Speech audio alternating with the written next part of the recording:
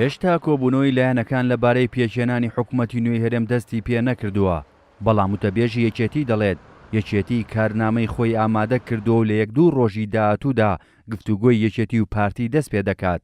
یەکگرتووش بڕیاری داوە ببێتە ئۆپۆزیسیۆن و پێداچوونەوەیەکیش بەخۆیدا دەکا و کۆنگرەش پێش دەخات. لە ڕووی یاساییەوە هیچ گرفتێک نەماوە بۆ دەستپێکردنی گفتوگۆی لایەنە سەرکەوتووەکانی هەڵبژاردننی پەرلەمانی کوردستان لەبارەی پێشێنانی کابینەی نوێمی هەرێم. خولی پێنجەمی پەرلەمان دەست بەکار بووە و پەرلەمانتاران سوێندیان خواردووە. دانیشتنی یەکەمی پەرلەمانیش بە کراوەی هێڵراوەتەوە و ئەوەی ماوەتەوە ئەوەیە لایەنەکان دەست بە گفتوگۆ بکەن.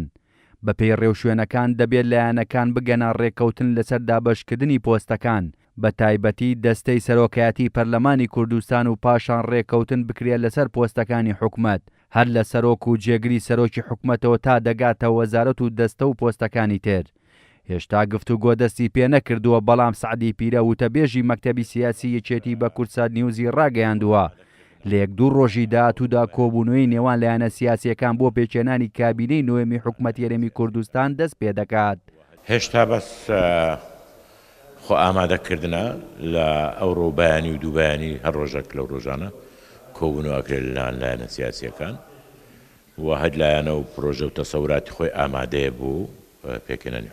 هەر لەو بارەیەوە عارف تەیفور ئەندامی مەکتەبی سیاسی پارتی دیموکراتی کوردستان ڕایگەیاندووە مەرجی پارتی بۆ بەشداریکردنی لایەنەکان لە حکوومەتی نوێی هەرێم ئەوەیە لایەنەکان حکوومەت بەجێ نێڵن و هەر 4 ساڵەکە بەخۆشی و ناخۆشیەوە لەگەڵ حکوومەتدا بەردەوام بن. هاوکات هێمن شێخانی ئەندامی جفاتی نیشتیمانی بزوتنەوەی گۆڕان ڕایگەیاندووە هێشتا وەک بزوتنەوەی گۆڕان بڕیاری ئەوەیان نەداوە دەچنە حکوومەتەوە یان نا، ئەگەر ئیستحقاقی خۆمان وەرنەگری نەدەبینە دیلی دەستی کەس و نەبەشداری حکوومەت دەکەین.